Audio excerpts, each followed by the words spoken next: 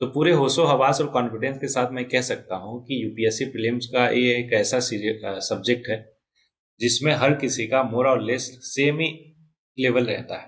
उसके पीछे दो रीजन है एवरीवन। एक तो है हमारा इनपुट आउटपुट रेशियो कि सर इसमें इनपुट आउटपुट रेशियो इतना खराब है कि इतना मेहनत हम करते हैं फिर भी एग्जामिनेशन में एक दो क्वेश्चन तीन क्वेश्चन देखने को मिलता है मैक्स टू मैक्स, और मोस्ट ऑफ द टाइम वो ऐसे भी क्वेश्चन होते हैं जिसको करना बहुत ही मुश्किल होता है। दूसरा दूसरा रीजन है कि इतने सारे फैक्ट्स इतने सारी इंफॉर्मेशन इस पूरे सब्जेक्ट में है मिडिवल हिस्ट्री में कि रटते रटते हालत खराब हो जाती है फिर भी नहीं क्लैरिटी आती है।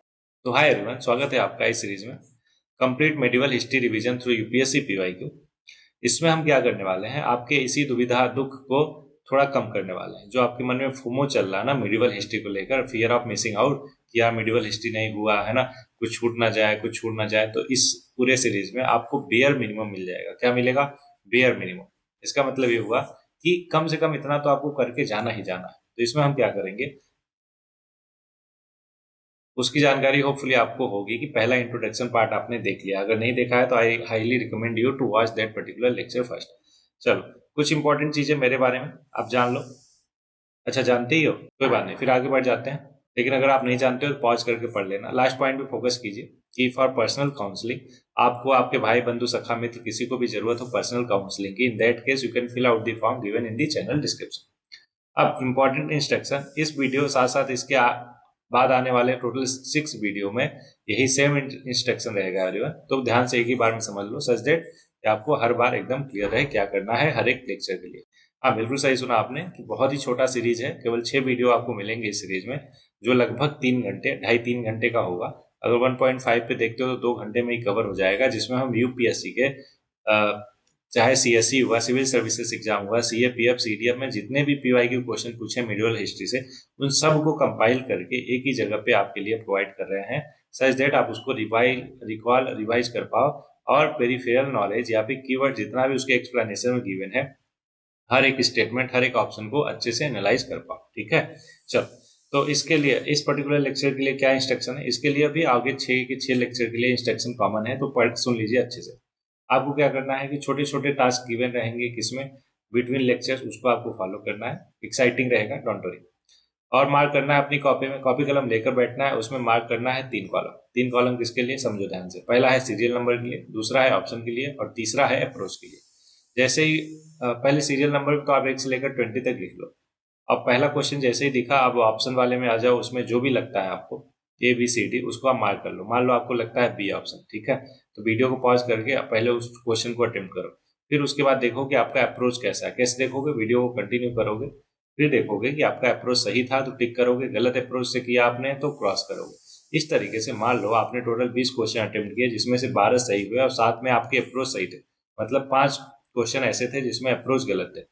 एवरीबडी, तो उस 5 क्वेश्चन को दोबारा अगली बार जब भी ऐसे टाइप के क्वेश्चन आएंगे तो आप ध्यान रखोगे कि ऐसा अप्रोच मेरा गलत हुआ था, तो गलत अप्रोच को सही में आप कन्वर्ट कर पाओगे, और इससे एक अप्रोच डेवलपमेंट होगा आप में, जो इस पूरे सीरीज का पर्पज है। अभी तक हमने क्या किया है, हिस्ट्री में एंशिएंट और पॉलिटी, जियोग्राफी, साथ में economic, environment, science and tech, सारे सब्जेक्ट के पीवाईक्यू इसी तरीके से डिटेल मैनर में इस चैनल पे आप मिल जाएंगे। So you can also check out those courses as well. आगे बढ़ते हैं। ये दूसरा पॉइंट हो गया, तीसरा बता ही दिया, चौथा बता दिया, पांचवा देखो। You are going to be a bureaucrat of this country, तो उसके लिए जरूरी है कि आप में कुछ ग्रेट कैरेक्टरिस्टिक हो, पर्सनालिटी आपकी बेहतरीन हो। ऐसा क्यों? क्योंकि कल को आप टॉप पे पहुंचकर अपने साथ साथ अगर सोसाइटी समाज का भी बेनिफिट कर पाओ, जो इस एग्जाम का पर्पज है, तो उससे बेहतर क्या हो सकता है। अभी देखो कितने सारे न्यूज आजकल डेली मिलते हैं जहां पे कोई ब्यूरोक्रेट, कोई आईएएस आईपीएस क्या कर रहा, अपने फायदे के लिए करप्शन कर रहा, ऐसा इनह्यूमन काम कर रहा है जिसको आप सोच भी नहीं सकते हो, राइट। लेकिन हर कोई क्या बोलता है कि नहीं हम टॉप पे पहुंचकर देश को सुधारेंगे, है ना। लेकिन वो अपने सुधारने में इतना लिप्त हो जाते, लग जाते कि उन्हें पता ही नहीं चलता कि उनके इस कृत्य से सोसाइटी का, समाज का कितना ज्यादा पतन हो रहा है, राइट। चलो, तो इसलिए आपको ध्यान रखना है इस कैरेक्टरिस्टिक का हम कैसे डेवलप करेंगे, क्रेडिट सिस्टम और टेम्परामेंट, साइंटिफिक टेम्परामेंट डेवलप करा के। इन दोनों की आज के टाइम पे बहुत ज्यादा नीड है।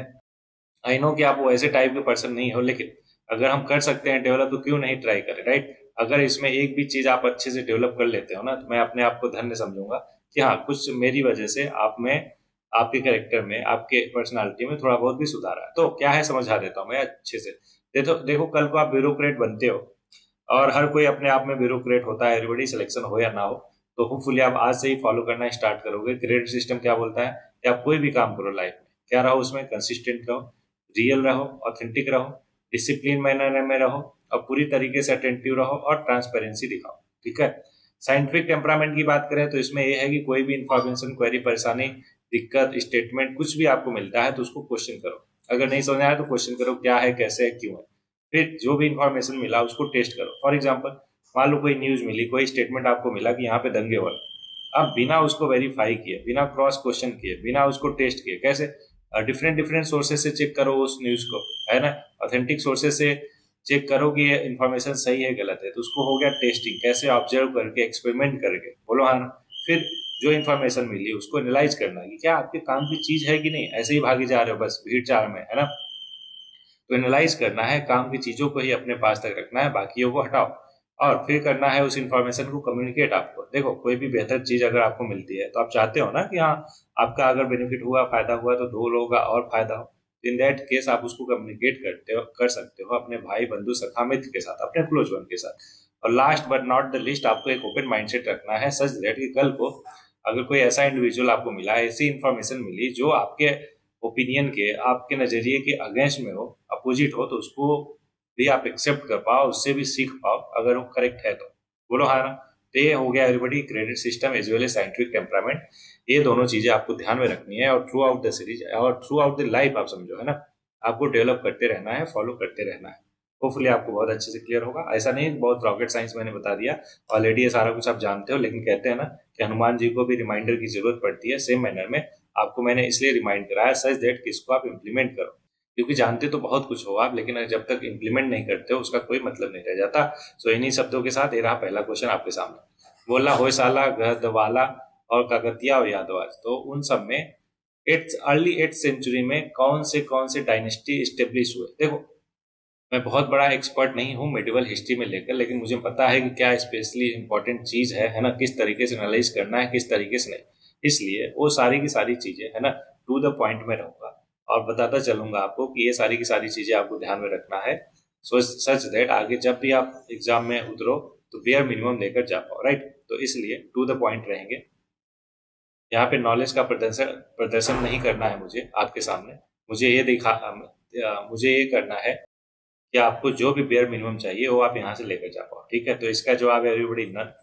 इस ऐसा क्यों? क्योंकि ये चारों चारों डायनेस्टी बहुत बात की है, अर्ली 8th सेंचुरी में कोई भी नहीं। फॉर एग्जाम्पल होयसाला एम्पायर की बात करें तो क्या है, Karnataka power originated from the Indian subcontinent that rule most of Karnataka का 10th सेंचुरी से लेकर 14th सेंचुरी। तो जो मैं गोला कर रहा हूँ उसको ध्यान में रखना है। क्या आपको ध्यान में रखना है? होयसाला एम्पायर कर्नाटका में और from 10th to 14th century. क्या इतना याद रहेगा क्या? अरे भाई बोलो हाँ ना। होयसाला यहाँ पे लिखना है, यहाँ पे लिखना है कर्नाटका, यहाँ पे लिखना है 10 to 14th सेंचुरी। बस इतना इंफॉर्मेशन कलेक्ट करना है इस पूरे के पूरे 3-4 लाइन से। दूसरा ऑप्शन सेम वे में कि गढ़वाला, होपफुली मेरा प्रोनाउंसिएशन ठीक हो एवरीबॉडी, अगर कहीं पे गलती हो जाता है तो उसके लिए माफी। गढ़वाला डायनेस्टी जो है कहाँ से कहाँ तक, 11th सेंचुरी से लेकर 13th सेंचुरी तक, और कहाँ पे, प्रेजेंट डे उत्तर प्रदेश। तो ये 3 इंफॉर्मेशन इस पूरे पूरे 4-5 लाइन से आपको कलेक्ट करना है। काकतीय डायनेस्टी की बात करें तो एक तेलुगु डायनेस्टी था जो इसने रूल किया most of the eastern Deccan region, और कब से कब तक, 12th से 14th सेंचुरी तक। Last but not the least, middle of 12th century से लेकर क्या हुआ, as the Chalukya power went the Yadavas king Bhillama fifth declare independence. अब यादवा किंग कौन? Bhillama fifth declare independence. और यादवा किंगडम जो है अपने पीक पे पहुंचा सिम्हाना सेकेंड के टाइम पे, और फ्लरिश किया अंटिल 14th सेंचुरी, जब खलजी जो खलजी डायनेस्टी है आप दिल्ली सल्तनत का, उसने इनको इनेक्स किया कब, 1308 में। तो ये सारी इंफॉर्मेशन जो मैंने क्या किया आपको हाईलाइट किया, उसको आपको ध्यान में रखना है। Is that clear? गुड। अब ये होयसाला के बारे में और डिटेल चाहो तो आप पढ़ सकते हो, अदरवाइज जो ऊपर अपने बताया वो इनफ है एवरीबॉडी। नेक्स्ट क्वेश्चन आपके सामने बोल रहा, consider the following statement, correct बताना है। 3 स्टेटमेंट है। पहला, the first Mongol invasion of India happened during the reign of Jalauddin Khilji. तो एक्चुअल में ये गलत है एवरीबॉडी, इल्तुतमिश के टाइम पे हुआ था, चंगेज खान आया था। अभी 2021 वाले पेपर में एक क्वेश्चन था, पूरा पूरा स्टेटमेंट जो मैंने बोला वही था। तो इसलिए पहला गलत हो जाएगा। ऑप्शन में चले तो पहला गलत बचा बी या फिर डी। सेकंड है कि during the reign of Alauddin Khilji one Mongol assault march up to the Delhi and besieged the city. बिल्कुल सही है एवरीबॉडी, तो ऑप्शन बी हो जाएगा, क्यों? क्योंकि डी में केवल 3 है। तो तीसरा भी गलत हो गया। आपको पता है कि Mohammad bin Tughlaq temporarily lost portion to north west of his kingdom, जो कि गलत है। तो दूसरा स्टेटमेंट सही है। अभी डिटेल के लिए इसका एक्सप्लेनेशन देखते हैं। देखो, पहला इनकरेक्ट है, क्यों? क्योंकि first Mongol invasion of India took place in the reign of Iltutmish. अगला, Alauddin established a huge permanent standing army to satisfy his ambition of conquest and to protect the country from Mongol invasion। फिर भी Mongol कोई ना कोई एक पहुंच गया था। कहाँ पे? दिल्ली तक। बोलो हाँ, मूव टू दिल्ली। आप देख सकते हो चाहो तो ये डिटेल में, लेकिन जो इंपॉर्टेंट काम की चीज है अपन उस पर फोकस करते हैं एवरीबॉडी, अदरवाइज बहुत ज्यादा डेटा हो जाएगा और आपसे रटा नहीं जाएगा, तो कोई मतलब नहीं रहेगा इस पूरे सीरीज का, समझ रहे हो? इसलिए बेयर मिनिमम अगर मैंने बोला है तो वही सारी चीजें आपको मैं बताऊंगा जो आपको ध्यान में रखना है। बोलो, इज दैट क्लियर? गुड। और अगर आप चाहते हो कि नहीं सर मजा आ रहा है ना, हम और थोड़ा सा पढ़ सकते हैं, तो उसके लिए मैंने कंटेंट प्रोवाइड कर ही दिया, पॉज करके आप पढ़ सकते हो। तीसरा स्टेटमेंट है everybody, the next major Mongol invasion took place after the Khiljis had been replaced by the Tughlaq dynasty in the Saltanat. आपको मालूम होना चाहिए कि क्रोनोलॉजी क्या है, कब कौन कौन आया है कि नहीं। ओके, होपफुली ये भी आपको क्लियर होगा। नेक्स्ट क्वेश्चन आपके सामने, with reference to Indian history who of the following were the कुला दरान। देखो, कुला एक टाइप की कैप होती थी और वो लगाते थे कौन? सैयद लोग। तो इसलिए ऑप्शन इसका करेक्ट हो जाएगा टी। एकदम क्लियर है क्या? पॉइंटेड कैप होती थी, वो देख लिया होगा आपने। अभी दिखा ही देता हूँ आपको, है ना, थोड़ा सा टाइम लग जाएगा लेकिन कोई बात नहीं। क्या? कुला दरान, कुला दरान कैप। कुला दरान में से कैप ही होता है, लेकिन ठीक है कोई बात नहीं। ये देखो, इसको बोलते थे, ठीक है, पॉइंटेड कैप। ये दिख रहा क्या? सैयद एंड लोधी। ये पॉइंटेड कैप को ही हम क्या बोलते हैं? कुला दरान बोलते हैं। होपफुली आपने इमेज देख लिया हो तो आपको ध्यान में रहेगा, आगे कभी भी ऐसा टर्मिनोलॉजी आया तो आप बता पाओगे। नेक्स्ट क्वेश्चन आपके साथ बोला, इधर किंग है और इधर डायनेस्टी है, मैच कराना है। अब इसको आप ध्यान रखो, है ना, वैसे याद ध्यान तो होगा नहीं लेकिन अभी से रख लोगे जब हम इसको एनालाइज कर लेंगे। नानुका जो है चांदेला डायनेस्टी के थे और नाग भट्ट सेकंड जो है वो गुर्जर प्रतिहारा डायनेस्टी के थे। ये दोनों के दोनों करेक्ट है, बाकी दूसरा और चौथा गलत है, तो only option 2 pair is correct. आप देख सकते हैं डिटेल में, in the first quarter of the 9th century C. अब ध्यान समझिएगा, 9th सेंचुरी सी कौन? Chandela dynasty was founded by Nannuka. ये 3 इंफॉर्मेशन ध्यान में रखनी है। क्या? Chandela dynasty founded by Nannuka in 9th century, बस। Who was the ruler of small kingdom and stabilise his capital at, जो भी है पढ़ लेना, खजुराहो अभी उसको बोलते हैं। अब जय शक्ति और विजय शक्ति के बारे में उनका ही क्या है? टाइम पीरियड, और उनके सन के बारे में है जेजा और विजा। इन दोनों को बोलते थे, जय शक्ति और विजय शक्ति को। Consolidated the Chandela power. अब तीसरा स्टेटमेंट करेक्ट है कि Pratihara were also known as the Gurjara Pratihara as they originated from the Gurjaras who were primarily pastoralist and fighters. अब बागी नाग भट्ट सेकंड का है, यहां से यहां तक उसका रीन है। अब ये यहाँ पे ये इंफॉर्मेशन ध्यान दो कि Naga Bhatt second was succeeded by his son Rambhadra who ruled briefly and was succeeded by his son Mihir Bhoj. Hopefully आपको क्लियर होगा ये इंफॉर्मेशन। और चौथा वाला इंफॉर्मेशन ये आपको ध्यान में रखना है कि भोज फर्स्ट या फिर मिहिर भोज, डेट है यहाँ से लेकर यहाँ तक। ग्रैंड सन थे किसके? नाग भट्ट सेकंड के, who had a long reign of the over 46 years and proved to be the most successful और popular ruler of प्रतिहाराज। बस ये इंफॉर्मेशन आपको ध्यान में रखना है। नेक्स्ट, चांदेला के बारे में कुछ डिटेल है, अगर चाहो तो आप पढ़ सकते हो, अदरवाइज रहने दो। क्यों? क्योंकि बेयर मिनिमम हमें लेकर चलना है, बहुत ज्यादा चीजें चाहो तो पढ़ सकते हो अगर उतना कैपेसिटी अगर आपकी है तो। एवरीबॉडी, 3 स्टेटमेंट करेक्ट हमें बताना है। पहला, it was during the reign of Iltutmish. बिल्कुल मैंने बताया कि Genghis Khan reach the Indus in the pursuit of fugitive. इतना ये मैंने आपको बताया था पिछले क्वेश्चन को करवाते हुए कि बिल्कुल ही सही है, तो पहला सही होगा, तो तीसरा और चौथा ऑप्शन नहीं हो सकता। दूसरा, it was during the reign of Mohammad bin Tughlaq that Timur occupied Multan and cross the Indus. बिल्कुल गलत, और तुगलक के टाइम पे नहीं, कोई और थे एवरीबॉडी, उस टाइम पे आया था कौन? तैमूर। तो दूसरा गलत हो जाएगा, तो करेक्ट आंसर आ गया ऑप्शन ए। तीसरा भी गलत है, पढ़ लेते हैं कि it was during the reign of Devaraya second. Devaraya second का देखो टाइम पीरियड है 1422 से लेकर 1426 तक। और आगे बोल रहा है कि वास्को ड गामा जो है reach the coast of Kerala कब? 1498 में। बताओ दोनों का टाइम पीरियड क्या कॉन्टेम्परेरी है क्या? बिल्कुल नहीं, तो इसलिए तीसरा भी गलत हो जाएगा। अब ध्यान से समझो, ये वाला और ये तीनों के तीनों स्टेटमेंट जब आप पढ़ते हो तो बहुत डिटेल में पढ़ा करो। क्यों? क्योंकि इसी चीज को क्वेश्चन बना के यूपीएससी अगले एग्जाम में दे देती है। बोलो हाँ ना। दैट्स वाई अगर ये बोल रहा है कि Devaraya second of Vijayanagar empire, तो अब कल को बोल सकता है कि देवराय सेकेंड, जैसे ऊपर दिया था किंग और डायनेस्टी, तो देवराय सेकेंड को मैच करने को दे देगा, विजयनगर एम्पायर एक ऑप्शन में दे देगा। बोलो हाँ ना। तो होपफुली आपको क्लियर होना चाहिए छोटी छोटी इंफॉर्मेशन। तो आप देख सकते हैं कि चंगेज खान अटैक किया इल्तुतमिश, है ना, और Iltutmish save India by refusing to support, ऐसे ऐसे सिंपल सा इंफॉर्मेशन। दूसरा इनकरेक्ट है, ऐसा क्यों है? क्योंकि the period of Mohammad bin Tughlaq was कब से कब तक? 25 से लेकर 51 तक, 1325 से 1351 तक, during the reign of Nasruddin Mohammad Shah. कौन था उस टाइम पे? Nasruddin Mohammad Shah, the last Tughlaq ruler. Timur invaded India. तीसरा गलत है, क्यों? मैंने बता दिया आपको। नेक्स्ट क्वेश्चन पे आते हैं। विच वन ऑफ द फॉलोइंग? हुंडी। हुंडी का मतलब क्या होता है? पोस्ट हर्षा पीरियड में। तो एवरीबॉडी, हुंडी होता है बिल ऑफ एक्सचेंज। इकोनॉमी वाले भी पीवाई क्यू सीरीज में था, वहां पे भी मैंने बताया था हुंडी का मतलब अब बिल ऑफ एक्सचेंज। देख सकते हैं कि हुंडी एक फाइनेंशियल इंस्ट्रूमेंट है that develop in medieval India for use in trade and credit transaction. Hundi was a letter of credit payable after a period of time at a discount. बस इतना information आपको ध्यान में रखना है। नेक्स्ट क्वेश्चन, क्वेश्चन नंबर 7 बोल रहा हूं, consider the following statement. 3 statement है, करेक्ट बताना। पहला, in the revenue administration of Delhi Saltanat the in charge of revenue collection was known as Amil. बिल्कुल सही है एवरीबॉडी। आमिल जो है वो क्या थे? In-charge of revenue collector. अब ये ध्यान होना चाहिए आगे के लिए आपको, समझ रहे हो क्या? Good. The Ekta system of sultan of Delhi was an ancient indigenous institution. नहीं, इंडिजिनस नहीं, एंशिएंट नहीं था एवरीबॉडी, ये दिल्ली सल्तनत के टाइम पे ही डेवलप हुआ था, इसलिए दूसरा स्टेटमेंट गलत हो जाएगा, ये एंशिएंट नहीं था। अगला, the office of Mir Bakhshi came into existence during the reign of Khalji sultan of Delhi. ये भी बिल्कुल गलत है।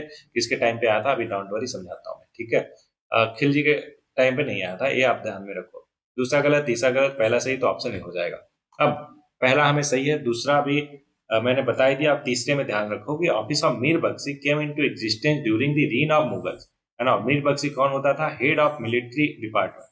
ध्यान रहेगा क्या आपको? जल्दी बोलो, क्या इंफॉर्मेशन कलेक्ट करनी है यहाँ से? कि मीर बख्शी का मतलब होता है हेड ऑफ मिलिट्री डिपार्टमेंट, और कब आया था एग्जिस्टेंस में? During the reign of Mughals. Next question आपके सामने, which of the following foreign travellers elaborately discuss about diamonds and diamond mine of India? तो इसका करेक्ट ऑप्शन है everybody, option B, Jean Baptiste Tavernier. Hopefully pronunciation ठीक हो, गलत हो जाए तो माफी, खतरनाक नाम रहते हैं तो गलती हो सकती है किसी से भी। ये देखिए, फ्रेंच ज्वेलर था, इसका नाम मतलब फ्रेंच का था, ट्रेवल किया इंडिया में कम से कम 6 बार। कितनी बार? 6 बार। He was particularly fascinated with the trading condition in India. साथ में he was particularly interested in diamond and visited various diamond mine in India, especially those of Deccan, आज जो है सूरत, है ना। अगला, in medieval India the designation Mahattara और पट्ट किला जो होता है एवरीबॉडी, आपको मालूम ही है ना, ये रिलेटेड है कि जो किले को है ना रखवाली करे उसको पट्ट किला ऐसा समथिंग बोलते हैं। तो किला एक तरीके से गांव को भी मान सकते हैं। हाँ, मुझे मालूम है कि बहुत ही वाहियात लॉजिक है, लेकिन ठीक है, यही है, इससे काम चल रहा तो बिल्कुल क्यों ना लगाया जाए।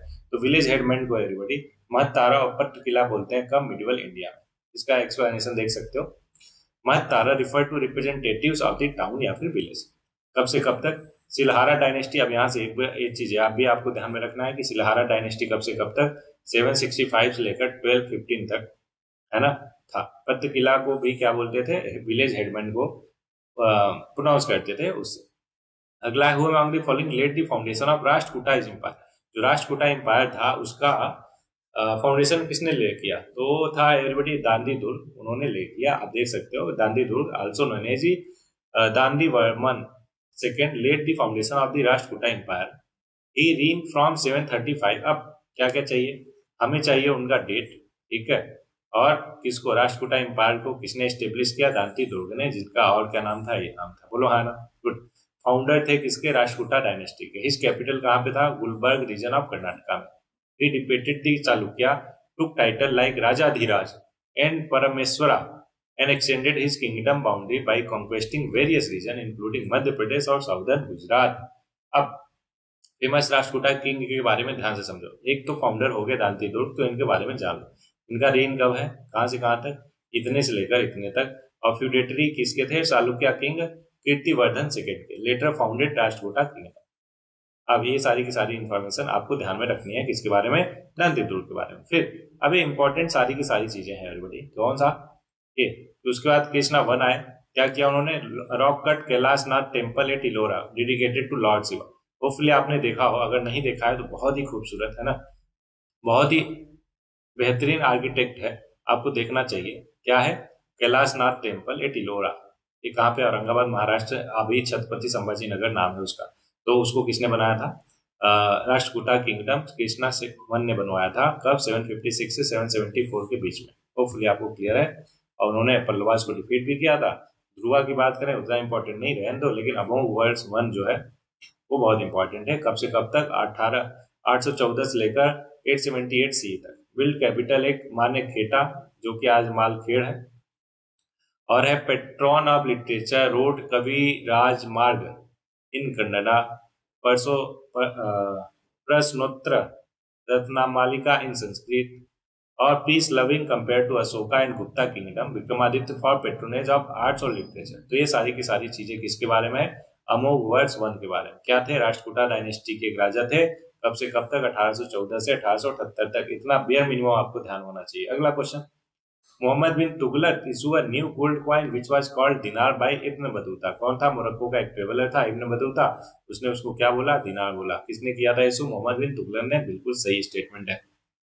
अब ये सारी की सारी इन्फॉर्मेशन आपको ध्यान होनी चाहिए, सच दैट आगे अगर ऐसा क्वेश्चन यूपीएससी पूछता है तो आप बता पाओ। बोलो है ना कि इब्न बतूता ने उसे दिनार बोला, और नया गोल्ड कॉइन किसने इशू कराया था? मोहम्मद बिन तुगलक ने। दूसरा, Mohammad bin Tughlaq wanted to issue token currency in gold coin. नहीं भाई, गोल्ड कॉइन नहीं, उसके यहाँ सोने चांदी की कमी हो गई थी, तो खुद ही गोल्ड कॉइन को, मतलब कि उसके पास है ही नहीं तो गोल्ड कॉइन में कैसे इशू करेगा, है ना। टू प्रमोट ट्रेड, मतलब ये गलत हो गया, तो इसलिए दूसरा गलत, पहला सही। इसका ऑप्शन हो जाएगा सी। पहला ये सही है, एसेशन और रीजन फॉल्स है। देख सकते हो आप कि issue no new gold coin in कब 1330 ईस्वी में। The coin which weighted 200 gram grains was called a dinar by Ibn Battuta, जो कि एक मुरक्कन ट्रेवलर था जो इंडिया को विजिट किया ड्यूरिंग तुगलक डे। इतना बस आपको बेयर मिनिमम ध्यान होना चाहिए। रीजन देखो, Mohammad bin Tughlaq introduce the token currency system due to a shortage of precious metal like gold and silver in the 14th century, not as a means to promote trade with a specific region. Token currency do not rely on the supply of precious metal like gold या फिर silver and are based on the trust and the issuing authority. जैसे आजकल चलता है ना note हमारा, तो किसके बेसिस पे चलता है? ट्रस्ट के बेसिस पे चलता है ना। बोलो है ना, तो भी एक काइंड ऑफ टोकन करेंसी है, अदरवाइज वो तो कागज का टुकड़ा ही है। बोलो है ना। Next question, Which one of the following is the correct chronological order of Afghan ruler to the throne of Delhi? तो इसका करेक्ट आंसर ही देख लेते हैं क्योंकि मेरे को भी नहीं पता। ओके, तो ये देखो ध्यान से कि बहलोल लोधी का कब से कब तक है? 1451 से लेकर 89 तक। सिकंदर लोधी का इतना तक, और इब्राहिम लोधी का इतना तक। ये क्रोनोलॉजिकल ऑर्डर में है। होपफुली आपको ध्यान में होना चाहिए इसको, है ना, ध्यान रखना। नेक्स्ट क्वेश्चन आपके सामने, who was the last ruler of Tughlaq dynasty of the Delhi सल्तनत। तो लास्ट जो थे वो थे, लास्ट रूलर पूछा ना, तो फिरोज तो नहीं, गयासुद्दीन भी नहीं, नुसरत शाह भी नहीं, नसरुद्दीन महमूद जो है बिल्कुल सही है एवरीबॉडी। तो करेक्ट ऑप्शन सी हो जाएगा। देखो ध्यान से, नसरुद्दीन महमूद शाह तुगलक, क्या क्या नाम है? नसरुद्दीन महमूद शाह तुगलक, वाह। Also known as the Nasiruddin Mahmud was the last ruler of the Tughlaq dynasty to govern the Islamic Delhi sultanate. इतना ध्यान में रहेगा, गुड। अगला, his reign faced the invasion of Timur कब? 1398 में, resulting in the capture of Delhi and the looting of its treasures. साथ में this event mark the decline of the Tughlaq dynasty and the Nasiruddin Mahmud rule came to N end in the Feb 1413 में। He was succeeded by Khizr Khan of the Sayyid dynasty. तब तुगलक के बाद कौन आ गया? सैयद आ गया। Next question आपके सामने, supreme rural official of land revenue in सल्तनत पीरियड। देखो, लैंड रेवेन्यू बहुत बार एंशियंट इंडिया में भी पूछा जाता है ना, और मिडवल में। तो जितने भी टर्मिनोलॉजी इससे रिलेटेड है, लैंड मेजरिंग टूल से, लैंड रेवेन्यू से, इन सबको तो ध्यान में रख लो एक ही बार। तो उसको बोलते थे चौधरी। और क्या बोलते थे? चौधरी बोलते थे। तो देखो ध्यान से, इन दी सल्तनत period the higher rural authority for land revenue कौन थे? चौधरी थे। The village remain the basic unit of administration and its headman was called Chaudhary या फिर मुकद्दम। क्या क्या बोलते थे उनको? चौधरी बोलते थे या मुकद्दम बोलते थे। बाकी चीजों का मतलब समझो, रावत का मतलब होता है लोकल रूलर्स, मालिक होता है जमींदार, और पटवारी का मतलब विलेज अकाउंटेंट। नेक्स्ट क्वेश्चन आपके सामने, Chola defeated Pandya and Chera ruler and stabilise their domination over peninsular India in the early medieval time. ठीक है। Chola send an expedition against this Salem the empire of Southeast Asia and conquest some of the area। बिल्कुल generic ये statement है everybody, तो इसलिए पहला और दूसरा दोनों के दोनों सही हो जाएगा। पॉजिटिव है, जनरिक है, एक दूसरे को कॉम्प्लीमेंट कर रहा है, इसलिए ऑप्शन सी हो जाएगा। ठीक है, वही चीज है जो हमने ऊपर पढ़ा, चाहो तो आप इसको पढ़ सकते हो। इंपॉर्टेंट चीज ये है कि they conquered the Pandya kingdom by capturing Madurai and annex the Chera territory of Kerala और Malabar. They also subdued other regional powers such as Pallavas, the Gangas, Rajputas, and the Hoysala and Kakatiyas। कौन इतना ज्यादा प्रोमिनेंट हो गए? चोलास, ठीक है। The Cholas thus established their supremacy over peninsular India and became one of the most powerful and influential empire in Indian history। समझ रहे हो? चोला इतना ज्यादा इन्फ्लुएंसर और पावरफुल हो गए। और इम्पोर्टेंट ये ध्यान में रखना है कि Chola launch a naval expedition against the Shailendra in 1025 C में लेड बाय राजेंद्र चोलावर। कौन? राजेंद्र चोलावर। इस पे बेस्ड आई थिंक एक मूवी भी आई है 2 पार्ट में, है ना? अमेजन प्राइम पे मिल जाएगा क्या? मैंने देखा था, याद नहीं आ रहा मूवी का नाम, अगर आपको याद हो तो जरा बताना। उसमें यही सारा कुछ दिखाया है, चोला डायनेस्टी का पूरा डिटेल। अगला, how did sultan Qutbuddin Aibak die? तो ये बड़ा इंटरेस्टिंग वे में मरा था एवरीबॉडी। ऑप्शन डी कि he died after a fall from his horse while playing chaugan. Chaugan एक टाइप ऑफ गेम है जो हॉर्स पे बैठ के खेलते हैं, समझते हो क्या? तो खेलते खेलते वो मर गया। कौन? सुल्तान कुतुबुद्दीन ऐबक। माफ कीजिएगा अगर प्रोनाउंसिएशन में थोड़ा बहुत गलती हो जाए, ठीक है। तो कब? लाहौर में 1210 में। The fall resulted in severe injury that ultimately led to his passing. Hopefully आपको क्लियर है। नेक्स्ट क्वेश्चन आपके सामने। माफ कीजिएगा,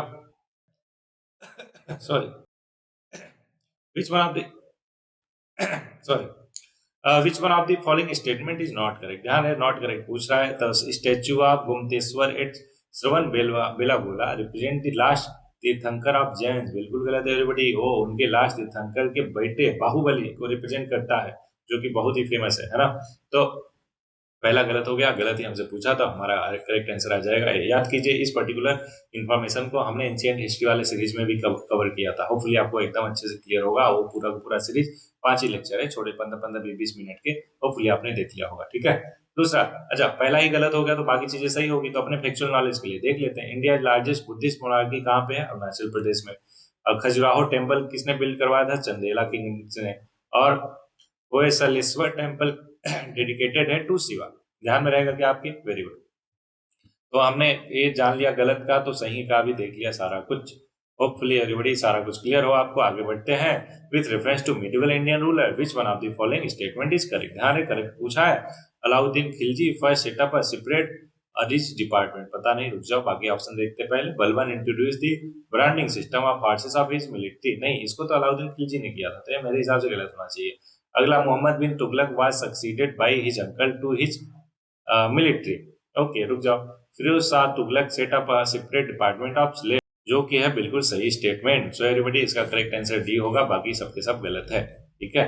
तो ध्यान रखिएगा कि फिरोज शाह तुगलक ने सेटअप किया एक सेपरेट डिपार्टमेंट ऑफ स्लेव, तो जिसको नाम दिया, क्या नाम दिया? दीवाने बंदगन। बंदगन, तो ये ध्यान रहेगा होपफुली आपको, तो ध्यान में रखना। This department was responsible for the administration of the slave in the Delhi सल्तनत। The slaves were employed in the varieties of tasks including the military, the bureaucracy and the royal household। Next question. अच्छा, ये आप important चीजें हैं सबके बारे में, आप ध्यान समझना कि दीवाने अरीज क्या था? एक military department stabilised by Balban in medieval India. Alauddin Khilji ने इंट्रोड्यूस किया unique branding system for his military horses, जो मैंने ऊपर बताया आपको। Jalaluddin Khilji was killed by his nephew and son in law, किसका जो नाम था? अलाउद्दीन खिलजी। होपफुली आपने वो कौन सी पद्मावत मूवी थी ना, वो देखियो, उसमें सारा स्टोरी दिखा।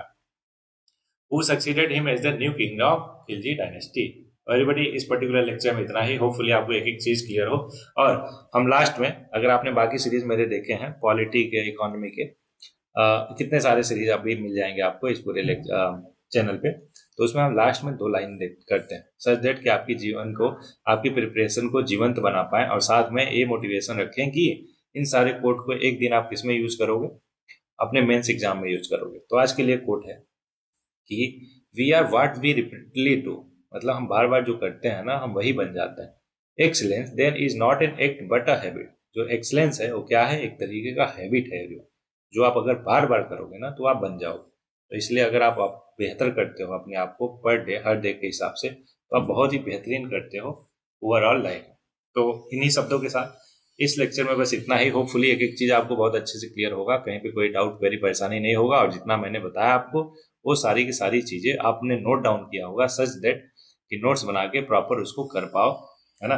Beer minimum, right. चलो मिलते हैं नेक्स्ट लेक्चर में, तब तक के लिए पढ़ते रहिए, आगे बढ़ते रहिए।